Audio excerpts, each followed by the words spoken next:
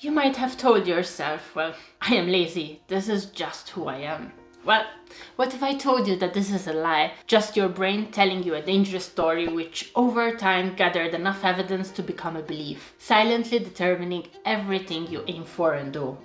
Well, I am a neuroscientist and I still fall for this trap. Having a PhD means nothing if you are not aware of what is happening behind the scenes. So today, rather than dumping you with neuroscience jargon, although, mind you, this is based on neuroscience facts, we are going to understand how single innocent sentences become internal beliefs, and how these in return hijack our brain, and hopefully you and I can gain some insight along the way. Hi there, I'm Yvette, a neuroscientist, and just like you, I am navigating life. On this channel, I like to explore the brain, decode its mysteries, but most importantly, how we can apply this knowledge to improve our lives. So, if you are up for this, well, consider subscribing. Meet Alex. Alex is 28, works a decent job, has friends, scrolls too much, sleeps too little, dreams occasionally of a better life. Nothing extraordinary, but nothing really broken. Sounds familiar? Well, but Alex is stuck in a pattern he can't explain. Projects pile up and social invitations trigger weird hesitation. So, one day, trying to make sense of it all, Alex's brain does what all brains do. It reaches for a story that fits. A label, which is simple and clean. I think I'm just lazy. And with that simple sentence, the journey begins. Because something as seemingly harmless as this thought is silently running the show. And raise your hand if you also thought it too. This happens because your brain hates uncertainty. Back in the day when man lived in caves, uncertainty meant death. And fitting it into a pattern would have meant that it made the situation predictable. So, when you face a pattern you can't explain, your brain scrambles for a narrative that makes it predictable and therefore safe. And labels are the brain's favorite shortcut. Case in point, I am lazy. The moment you assign that label, parts of your brain relax, and the threat is neutralized. Mind you, and this is important to note here, the label doesn't solve the problem, but it ends the discomfort of not knowing. Your brain just loves this, as this label comes with relief, which means dopamine was released. And if you have been on the internet long enough, well, you know that dopamine is like a drug to the brain. Anything that releases dopamine makes your brain addicted to it. And so here it is, this is the moment the belief takes root. A week later, Alex faces an ordinary challenge, a project with a tight deadline in the future. And before he even opens the document, the belief speaks. You're lazy.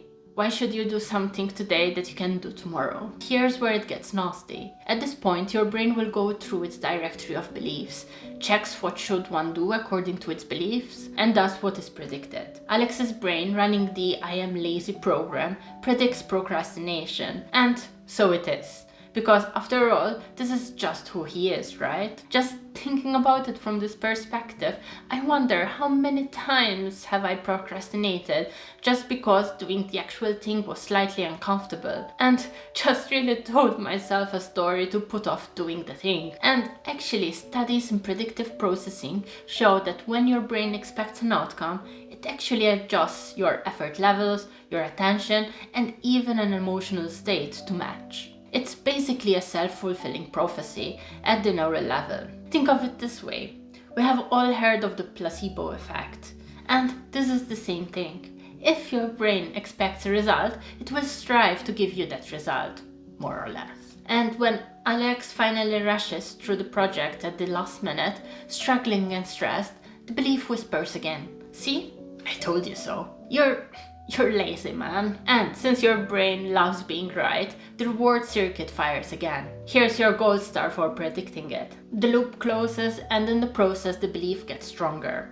Unaware that it is not guided by your best interest, but it is rather self-serving, working hard to confirm itself.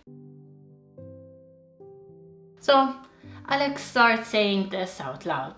I'm terrible with deadlines. I'm just lazy, honestly. And how many times are we like Alex? I am myself sometimes like this. And I wear the label like a badge. I'm just lazy, lol. You know? As if it is a good thing. And so at this point, the belief transforms into identity. When you speak a belief about yourself to others, there is this neurological shift. Other people start responding to you as if it is true. Well, in a way, to them, this is actually true, because through your actions you become lazy, so they lower their expectations. And your brain is always watching for social signals, so it absorbs this as evidence. Parts of your brain processing self-concept begin encoding I am lazy as a fact about who you are. After all, you have gathered plenty of evidence, right? And identity beliefs activate the brain's threat detection system when questioned. Studies using fMRI show that challenges to core identity beliefs light up the amygdala. And this is the same brain region that responds to physical danger.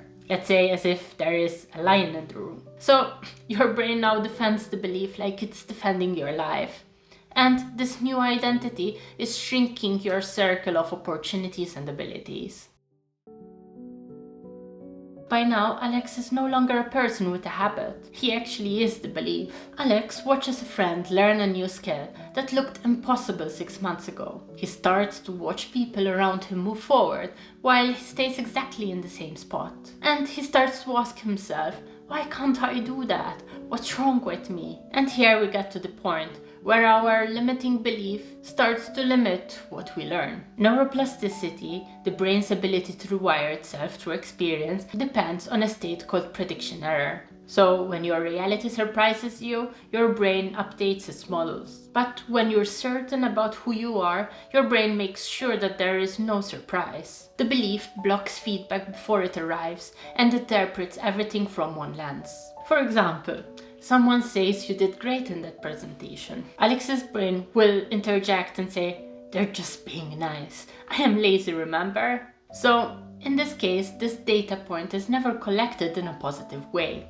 The learning signal never fires. The neural pathway never updates. It just gets reinforced. Carol Dweck's research nicely summarizes this in her book The Growth Mindset, because she says that people with fixed identity beliefs literally show reduced activation in learning-related brain regions when facing challenges. With fixed identity beliefs, a challenge is an obstacle that poor us have to face, and this is so unfair. However, for someone with a growth mindset, a challenge is a learning opportunity, waiting there to give us a chance to update our neural network. So somehow with the label I am just lazy, we are creating a prison for ourselves, shrinking our world to become less and less, just for the sole purpose to feel comfortable and safe in the short term. So far the story sounds pretty grim, right? But how can we get out of this loop? For Alex, it comes from an unexpected place, a podcast.